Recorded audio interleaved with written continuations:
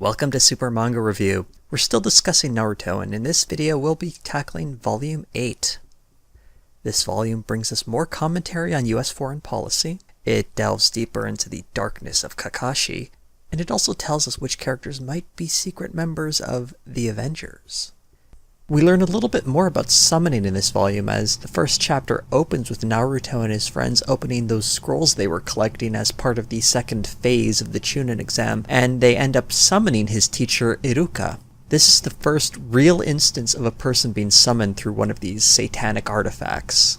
If you look closely at the scroll, you can see the Japanese character for humanity is used. A dark art using this character offers a commentary on the supposed dark, corrupt nature of humanity. As someone who rejects the notion of original sin or mankind being fallen in some way, it's a bit disturbing to see this in a shonen manga, but we really shouldn't be too hasty. This could simply be a commentary on how the satanic presence in Naruto views humanity. We see Sasuke refer to himself as an Avenger in this volume. Now, I'm sure everyone is thinking about that pop culture phenomena known as the Avengers, the 1960s British TV series featuring two dapper spies, or maybe you're actually all just thinking of the film. You know, that one. The 1998 film version of the 1960s British TV series featuring two dapper spies. But this is actually a reference to the slightly less popular comic book team of the same name who also starred in a couple of movies. While it's difficult to picture Sasuke on the Avengers, literally everyone in the Marvel Universe has at some point joined the Avengers, and even people who aren't in the Marvel Universe have been on it, so why not Sasuke? The real question I had when reading that line was, who has tipped Sasuke off to the existence of the Avengers? Is someone trying to recruit him? And it seems like there's an obvious candidate here, and this is very quickly confirmed later on in this very volume, when the next person to refer to Sasuke as an Avenger is none other than Orochimaru. This means that, without a doubt, Orochimaru is none other than famed Avengers recruiter Nick Fury. Of course, let's just stop for a second. I'm having a little bit of fun here. The Avengers aren't going to show up in this series, and Orochimaru isn't literally Nick Fury. This is all symbolic, and it's being used to add another piece to the more obvious real-world parallel, and that's furthering the commentary of the intervention of US forces into the Middle East. We all know Gada is actually a stand-in for Saddam Hussein. Those who missed it should watch or rewatch the last video for more details. We have two more pieces of the puzzle, with Sasuke being an Avenger and Orochimaru being Nick Fury.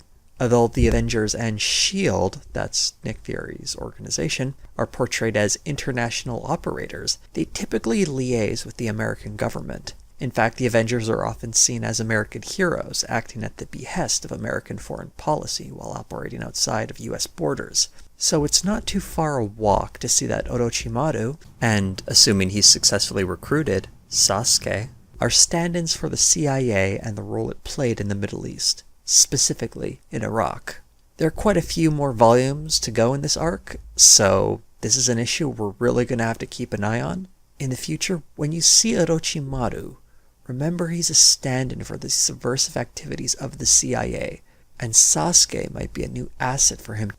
The Hokage gives us a brief rundown of what it means to be a ninja in this village. It's kind of messed up. He treats the young kids who are taking their exams to be full-fledged Chunin and indoctrinating them into this bizarre child soldier paramilitary group, telling them they have to shed their personal ambitions and realize this test is for the glory of their own villages. Really sounds like kind of like brainwashing, and geez, it makes the ninja world seem a lot less fun than it could be.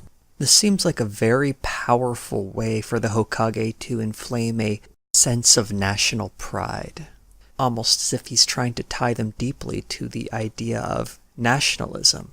And while I may not be an American, one thing I know about Americans is that they're very patriotic and quite susceptible to nationalism. It could be that the brainwashing of the Hokage, or rather the Hokage's brainwashing, is being used as a metaphor for the way the American citizens are brainwashed by insert conspiracy theory here. Aside from chapter 67 and 71, every single cover page here isn't really a cover page. They're more like a few extra panels that continue along the story. Since the 2 cover pages we did get are kind of boring, we sadly have no fun cover to dissect this volume. The omission of a cover page is a tactic some manga artists use when they either don't have enough room to tell their story or just don't have a good idea for their cover page.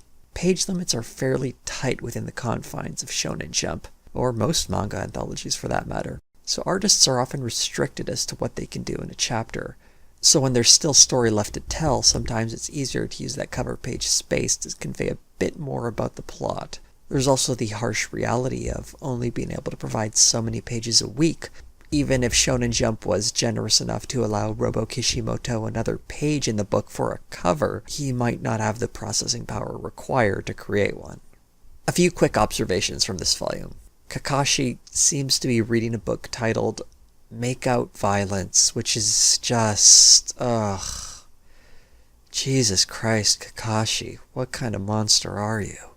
The juxtaposition of these 2 panels makes me laugh.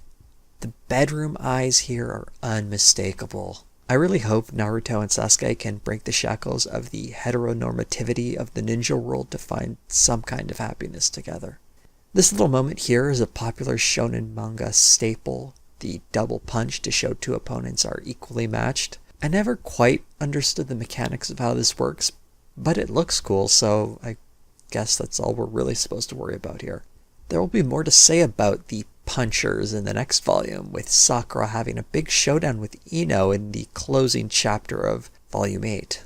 Remember what I said about whether or not Sakura would become a full-fledged character and not just a girl crushing on Sasuke? This is the moment of truth. We won't know until Volume 9, but this sets the stage for us, and it might make Ino a better character in the bargain. We'll see what happens in the next video. And that's the first real cliffhanger I've had for one of these. Hope to see you all in the review for Volume 9 of Naruto. In the meantime, like, subscribe, share with a friend, comment. I know you love it, must snuff. No way for many hours. Our spots at the glow, no must new Hamazaki, the 7 net, and you none of the real